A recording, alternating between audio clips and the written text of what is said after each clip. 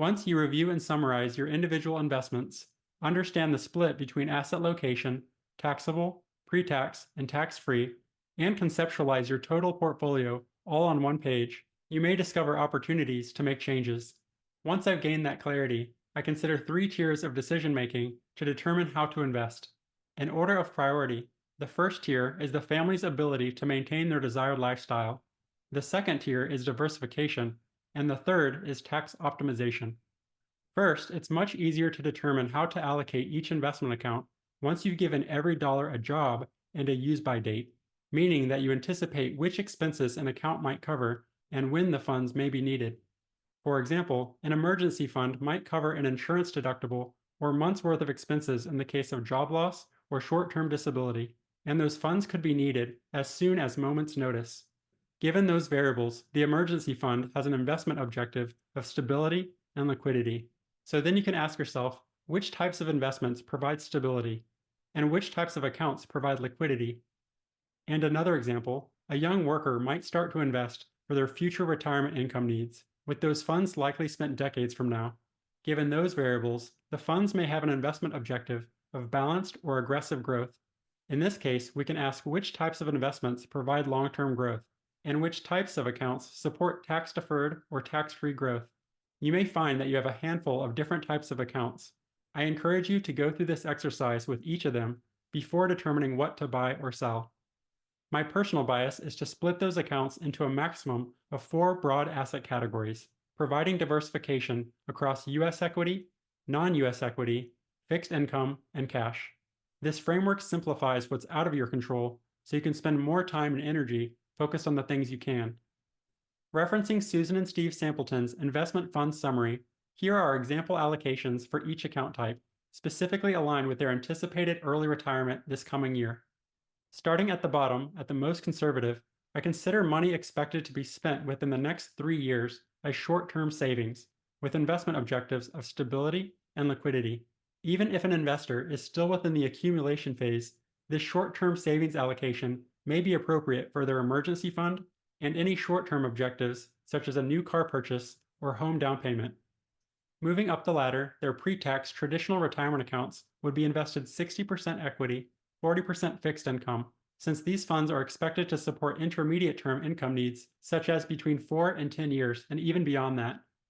Next are the taxable brokerage accounts, which may also support intermediate-term income needs but may also benefit from more equity exposure to reduce taxable interest income.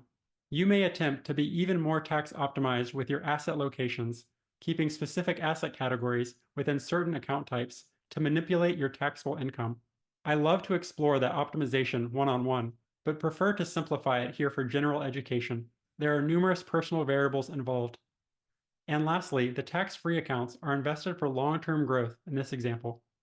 You may be curious about these example allocations. To create investment portfolios, I do not try to be the smartest person in the room or reinvent the wheel. With deeper study, I have reviewed balanced and target date portfolios across the major investment companies, including American Funds, American Century, Dimensional, Fidelity, PIMCO, Schwab, T. Rowe Price, and Vanguard to understand their various investment philosophies.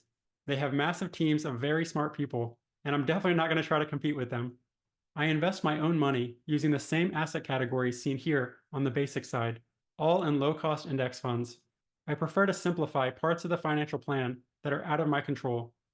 Although the detailed allocation examples on the right side may look more diversified, with an assumption that more funds equals better performance, they are nearly perfectly correlated with each other in terms of risk and return.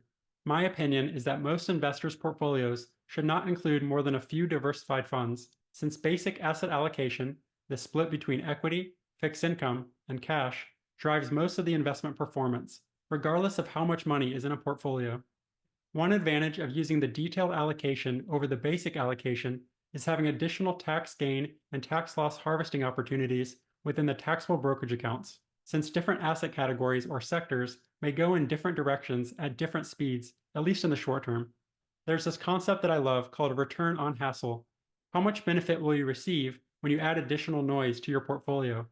You can also apply this concept to other parts of life. Although some of these accounts are invested more or less aggressively than others, the overall asset allocation of the total portfolio would be about 65% equity, 35% fixed income, commonly called 65-35, which can be further broken down into 45% US equity, 20% non-US equity, 29% fixed income, and 6% cash. Investors commonly assume that every account will be invested the same, such as 65-35 in the Roth IRA, taxable brokerage, and traditional retirement accounts. But when you follow the 3 tiers of decision-making with your own situation, you'll discover that asset allocation goes beyond rules of thumb.